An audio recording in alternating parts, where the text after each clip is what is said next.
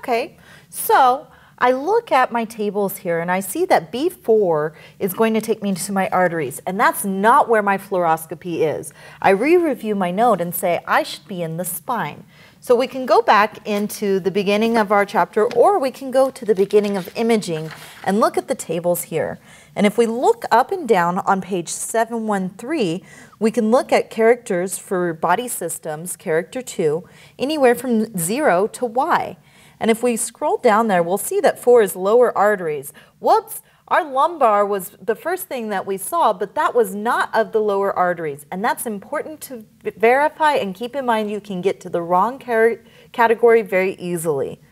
Continuing to look down, we'll find the axial skeleton, except for skull and facial bones, falls under R for our body systems. So for our second character, instead of our 4, we're now going to change it to R.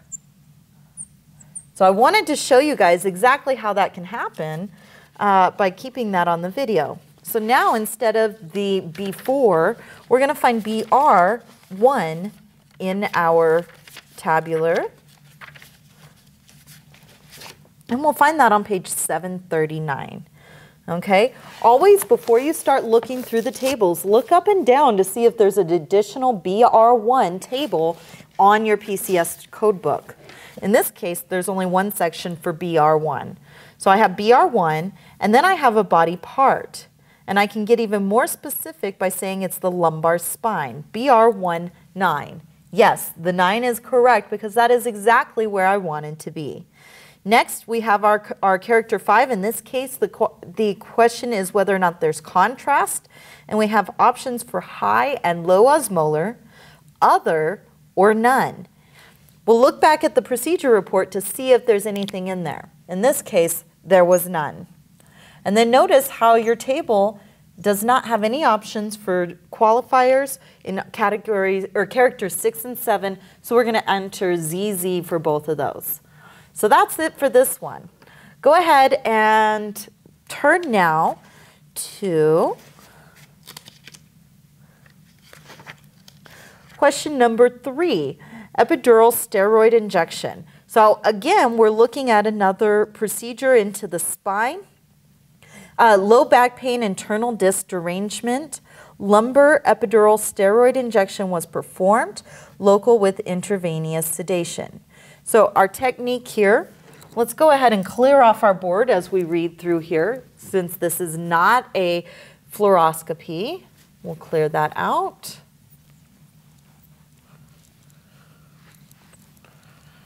Now, first question, as I'm doing this, where are we coding for? Are we coding for the procedure itself, or are we coding for a guidance of some sort while they're doing this procedure? Okay, so again, this one is going to be guidance, and let's look and see what they've done. Okay, so in this prone position under fluoroscopic guidance, we could have left that one. So we're going to just kind of abbreviate there, fluoroscopic guidance. Again to the lumbar spine. Okay. With betadine, skin prep, and aseptic technique using a 2 milliliter of a 1% lidocaine. Quick question, are we going to bill for the lidocaine? The answer to that is no. Lidocaine is a numbing agent that goes directly to the skin or just under. In this case, they used a 1% lidocaine at the L5 and S1 levels. So this went from lumbar to sacral. And so we have L5 and S1. Okay.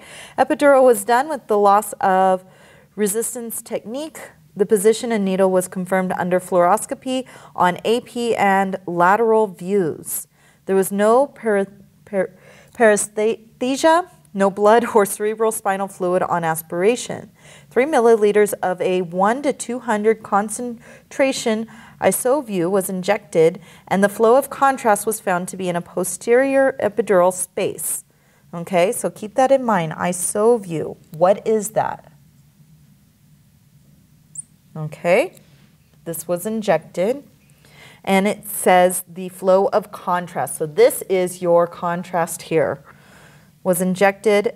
There were no sensory or motory changes in either extremity. 40 milligrams of Kenalog mixed with 3 milliliters of preservative-free normal saline was injected. The patient tolerated the procedure well. Okay, so I'm coding for the radiologist. My procedure is a fluoroscopy of the lumbar and sacral spine, and the contrast was Isovue. And it's important now that you go and look this up, and one of your references that I've mentioned in the past in some of previous classes, and I believe this one, is the PDR.net. This is extremely important when you have a medication you may not be familiar with because you will need to identify it. So I'm going to pull up my PDR.net here.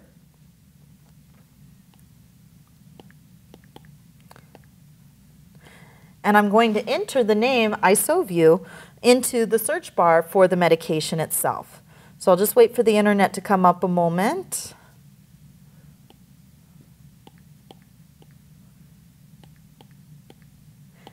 Okay, so under Isovue, I-S-O-V-U-E,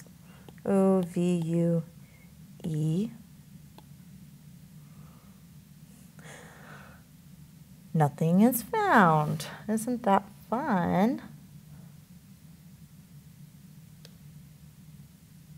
So if PDR.net does not work, we'll go ahead and use Google.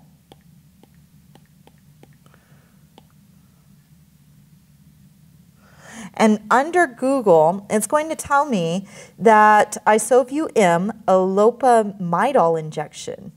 And this particular item is a non-ionic low osmolar iodinated contrast agent. So now I have my information. I can come back to my code and I can build it directly from where I was before. I'm still going to be in the BR1, so I'll start with that. And because it's still the same area,